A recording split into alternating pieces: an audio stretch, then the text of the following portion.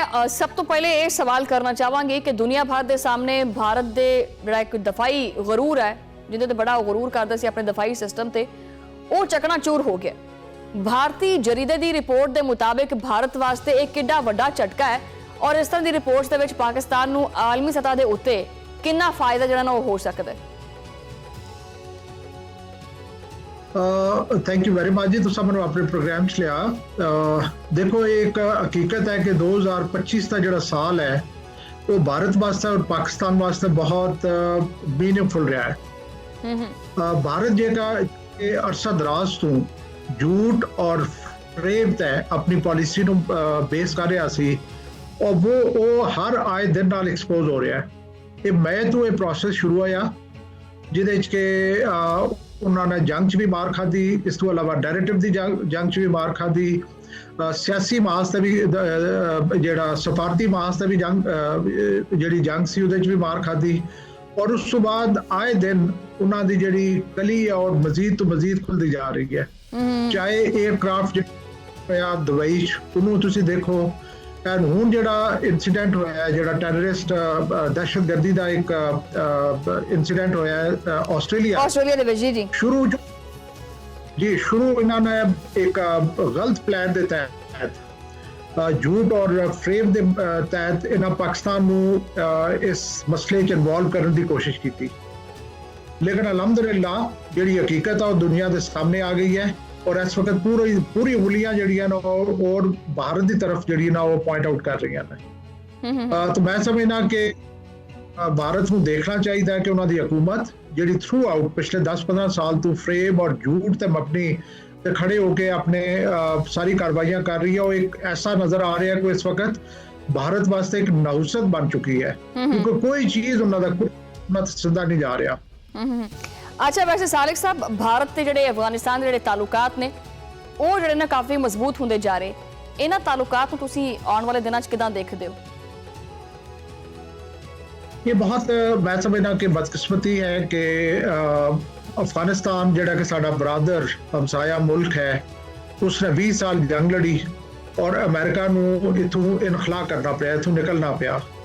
उस तो बाद इन्हां दोनों मुल्कां दे दरमियान अमन होंदा तो ये जी जंग तो बाद अमन का असी कोई फायदा उठा सकते सी, लेकिन बदकिस्मती नाल भारत जिहड़ा कि उस जंग के दौरान जी अमेरिका के खिलाफ लड़ी गई उस दौरान भी अफगानिस्तान जिहड़ा है वो इंडिया की गोद विच सी, इंडिया हर तरह से प्रेफर करता सी।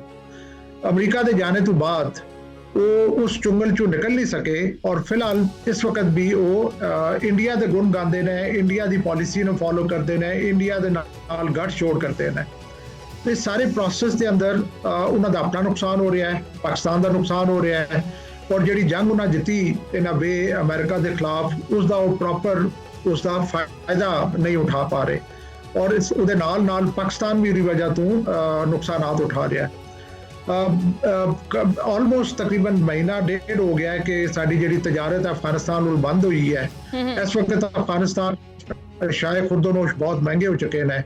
मैं उम्मीद करना कि अफगानिस्तान को अकल आए और जो रीजनल कंट्रीज ने जिसे China, Russia, Pakistan, Iran, Türkiye लेकिन शामिल है। हाँ ठीक है, लेकिन जो तुसीं मैनूं गल कह रहे हो कि उम्मीद करनी चाहिए, मतलब हजे भी ये उम्मीद का जिहड़ा पल्ला हैगा इहनूं वाकई रखना चाहिए नाल फड़ के कि अफगानिस्तान नूं अकल आएगी वैसे, लेकिन अकल वास्ते तां किन्ना दिमाग चाहिए हुंदा वो तो है नहीं उहदे कोल।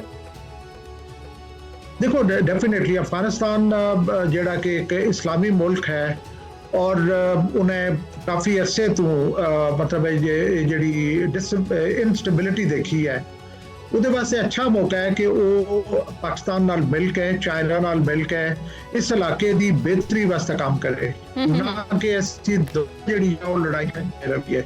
मनु तो उम्मीद है कि जिस पनिशमेंट अफगानिस्तान को दी गई है, जिस किस्म की कार्रवाइयां इन्होंने खिलाफ हो रही हैं, जिस तरीके उन्होंने ट्रेड जी बंद है और उन्होंने आवाम जी और बुरी तरीके से मुतासर हो रही है, इंडिया इस सारे मामला उन्होंने कोई मदद नहीं कर सकता। जो चीज़ा उन्होंने को पहुंचनगियां वो बहुत महंगी है।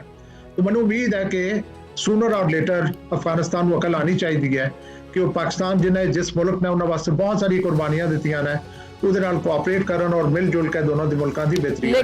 ਲੇਕਿਨ ਇਹ ਵੀ ਤਾਂ ਗੱਲ ਹੈ ਨਾ, ਤੇ ਇੱਥੇ ਇਹ ਚੀਜ਼ ਦੇਖਣੀ ਪੈਂਦੀ ਹੈ ਕਿ ਦੇਖੋ ਇਨਸਾਨ ਵੀ ਜਿਹੜਾ ਨਾ ਉਹਦੀ ਸ਼ਖਸੀਅਤ ਦਾ ਪਤਾ ਚੱਲ ਜਾਂਦਾ ਕਿ ਉਹਦਾ ਬਹਿਣਾ ਉੱਠਣਾ ਜਿਹੜਾ ਨਾ ਉਹ ਕਿਹਨਾਂ ਲੋਕਾਂ ਦੇ ਨਾਲ ਹੈਗਾ। ਚਲੋ ਅਕਲ ਦੀ ਉਮੀਦ ਤਾਂ ਕਰੀਏ ਨਾ ਕਿ ਅਗਰ ਅਫਗਾਨਿਸਤਾਨ ਦੇ ਜਿਹੜੇ ਆਲੇ ਦੁਆਲੇ ਜਿਨ੍ਹਾਂ ਵਿੱਚੋਂ ਬਹਿੰਦਾ ਉੱਠਦਾ ਪਿਆ ਹੈ ਉਹ ਉਹਨੂੰ ਸ਼ਾਇਦ ਕੋਈ ਮੱਤ ਦੇ ਦੇਣ, ਲੇਕਿਨ ਉਹ ਤਾਂ ਉਹਨੂੰ ਮਜ਼ੀਦ ਖਰਾਬ ਕਰਨਗੇ, ਜਿਸ ਤਰ੍ਹਾਂ ਕਿ ਭਾਰਤ ਦੀ ਅੱਜ ਕੱਲ੍ਹ ਜਿਹੜਾ ਨਾ ਝੋਲੀ ਦੇ ਵਿੱਚ ਬੈਠਾ ਹੋਇਆ ਹੈ ਅਫਗਾਨਿਸਤਾਨ। ਦੇਖੋ ਇਹ ਤਾਂ ਹਕੀਕਤ ਹੈ, ਸਾਨੂੰ ਨਜ਼ਰ ਆ ਰਿਹਾ ਹੈ ਕਿ ਅਫਗਾਨਿਸਤਾਨ ਜਿਹੜਾ ਉਸ ਵਕਤ ਇੰਡੀਆ ਨਾਲ ਗੱਠਜੋੜ ਕਰ ਰਿਹਾ ਹੈ, ਲੇਕਿਨ ਅਫਗਾਨਿਸਤਾਨ ਨੂੰ ਦੇਖਣਾ ਪਏਗਾ ਫਿਊਚਰ 'ਚ ਕਿਹਦਾ ਜ਼ਿਆਦਾ ਸੇ ਔਰ ਕਿਹਦਾ ਜ਼ਿਆਦਾ ਇਨਫਲੂਐਂਸ ਹੋਏਗਾ ਇਸ ਖਿੱਤੇ 'ਚ, ਕਿਆ ਉਹ ਇੰਡੀਆ ਦਾ ਹੋਏਗਾ ਜਾਂ ਚਾਈਨਾ ਦਾ ਹੋਏਗਾ। 2025 ਜਿਹਦਾ ਮੈਂ ਸ਼ੁਰੂ 'ਚ ਕਿਹਾ ਸੀ ਇੱਕ ਬਹੁਤ ਡਿਫਾਈਨਿੰਗ ਈਅਰ ਰਿਹਾ ਹੈ, ਇਹਦੇ 'ਚ ਬਹੁਤ ਚੀਜ਼ ਖੁੱਲ ਕੇ ਸਾਹਮਣੇ ਆ ਗਈ ਹੈ ਕਿ ਇੰਡੀਆ ਦਾ ਜਿਹੜਾ ਇਨਫਲੂਐਂਸ ਹੈ ਸਾਰੇ ਖਿੱਤੇ 'ਚ ਕਮ ਹੋ ਰਿਹਾ ਔਰ ਚਾਈਨਾ ਦਾ ਇਨਫਲੂਐਂਸ ਵੱਧ ਰਿਹਾ ਹੈ। ਇਸ ਸੂਰਤ 'ਚ ਅਫਗਾਨਿਸਤਾਨ ਨੂੰ ਕਿ ਕਿਹਦੇ ਨਾਲ ਰਹਿਣਾ ਉਹਦੇ ਵਾਸਤੇ ਜ਼ਿਆਦਾ ਸੂਦਮੰਦ ਸਾਬਤ ਹੋਏਗਾ, ਚਾਈਨਾ ਨਾਲ ਰਹਿਣਾ ਸੂਦਮੰਦ ਸਾਬਤ ਹੋਏਗਾ ਜਾਂ ਇੰਡੀਆ ਨਾਲ ਰਹਿਣਾ ਸੂਦਮੰਦ ਸਾਬਤ ਹੋਏਗਾ। ਲੇਕਿਨ ਦੂਸਰਾ ਇਹਦੇ 'ਚ ਅਮਰ ਇਹ ਹੈ ਕਿ ਕਈ ਦਫਾ ਅਗਰ ਕਿਸੇ ਨੂੰ ਅਕਲ ਨॉर्मल ਹਾਲਾਤ 'ਚ ਨਹੀਂ ਆ ਰਹੀ, ਲੇਕਿਨ ਜਦ ਉਹਨੂੰ ਉਸ ਚੀਜ਼ ਦਾ ਨੁਕਸਾਨ ਉਠਾਉਣਾ ਪੈਂਦਾ ਹੈ ਤਾਂ ਡੈਫੀਨੇਟਲੀ ਅਕਲ ਆ ਜਾਂਦੀ ਹੈ। ਉਹ ਕਹਿੰਦੇ ਨੇ ਕਿ ਵਿਜ਼ਡਮ ਕਮ ਥਰੂ ਸਫਰਿੰਗ, ਜਦੋਂ ਤੱਕ ਸਫਰਿੰਗ ਨਾ ਹੋਏ, ਜਦੋਂ ਤੱਕ ਨੁਕਸਾਨ ਨਾ ਹੋਏ ਤਾਂ ਤੁਹਾਨੂੰ ਅਕਲ ਨਹੀਂ ਆਉਂਦੀ। ਇਸ ਵਾਸਤੇ ਮੈਨੂੰ ਉਮੀਦ ਹੈ ਕਿ ਜਿਸ ਤਰ੍ਹਾਂ ਦਾ ਨੁਕਸਾਨ ਅਫਗਾਨਿਸਤਾਨ ਇਸ ਵਕਤ ਉਠਾ ਰਿਹਾ ਹੈ ਉਹਨਾਂ ਨੂੰ ਅਕਲ ਆ ਜਾਏਗੀ। ਮੈਨੂੰ ਤਾਂ ਸਾਲਕ ਸਾਹਿਬ ਜਿੰਨੀ ਕਿ ਤੁਹਾਨੂੰ ਉਮੀਦ ਹੈ, ਮੈਨੂੰ ਉਸ ਉਮੀਦ ਤੋਂ ਜਿਹੜਾ ਨਾ ਉਹ ਇੰਨੀ ਉਮੀਦ ਮੇਰੇ 'ਚ ਪੈਦਾ ਹੋ ਗਈ ਕਿ ਮੈਨੂੰ ਵੀ ਉਮੀਦ ਹੋਣ ਲੱਗ ਪਈ ਹੈ ਕਿ ਵਾਕਈ ਅਫਗਾਨਿਸਤਾਨ ਨੂੰ ਅਕਲ ਆਣੀ। ਵੈਸੇ ਅੱਛਾ, ਮੈਂ ਇੱਕ ਆਖਰੀ ਸਵਾਲ ਕਰਨਾ ਚਾਹਾਂਗੀ ਕਿ ਇਹ ਜਿਹੜਾ ਭਾਰਤ ਦਾ ਜਿਹੜਾ ਚੱਲਦਾ ਪਿਆ ਹੈ ਕਿ ਪੂਰੀ ਆਲਮੀ ਸਤਹ ਦੇ ਉੱਤੇ ਜਿਹੜਾ ਉਹਦੀ ਬਦਨਾਮੀ ਤਾਂ ਇੱਕ ਪਾਸੇ ਹੁੰਦੀ ਹੀ ਪਈ ਹੈ, ਠੀਕ ਹੈ, ਔਰ ਇਹ ਬਦਨਾਮੀ ਵੀ ਇਹਨੇ ਆਪ ਹੀ ਕੀਤੀ ਹੈ ਆਪਣੀ, ਠੀਕ ਹੈ, ਪੂਰੀ ਦੁਨੀਆ ਦੇ ਉੱਤੇ ਆਪਣੀ ਤਰਫੋਂ ਇਹਨੇ ਜਿਹੜਾ ਨਾ ਉਹ ਪਾਕਿਸਤਾਨ ਦੇ ਉੱਤੇ ਹਮਲਾ ਕੀਤਾ, ਉਹ ਆਪਰੇਸ਼ਨ ਸਿੰਦੂਰ ਜਿਹੜਾ ਨਾ ਸ਼ੁਰੂ ਕੀਤਾ। ਲੇਕਿਨ ਇਹਦੇ ਕਰਕੇ ਹੀ ਤੁਹਾਨੂੰ ਕੀ ਲੱਗਦਾ ਹੈ ਕਿ ਭਾਰਤ ਪਛਤਾਉਂਦਾ ਹੋਏਗਾ ਕਿ ਮੈਂ ਪਾਕਿਸਤਾਨ ਦੇ ਨਾਲ ਜਿਹੜਾ ਨਾ ਇਹ ਪੰਗਾ ਲਿਆ ਹੀ ਕਿਉਂ ਸੀ? ਕਿਉਂਕਿ ਆਪਰੇਸ਼ਨ ਸਿੰਦੂਰ ਤੋਂ ਬਾਅਦ ਹੀ ਜ਼ਿਆਦਾ ਜ਼ਲਾਲਤ ਸ਼ੁਰੂ ਹੋਈ ਹੈ ਭਾਰਤ ਦੀ। ਦੇਖੋ ਕਿਸੇ ਵੀ ਕਾਰਵਾਈ ਤੋਂ ਬਾਅਦ ਦੇਖਿਆ ਜਾਂਦਾ ਹੈ ਕਿ ਟ੍ਰੈਜੈਕਟਰੀ ਕਿਸ ਤਰ੍ਹਾਂ ਦੀ ਚੱਲ ਰਹੀ ਹੈ ਪਾਕਿਸਤਾਨ ਔਰ ਇੰਡੀਆ।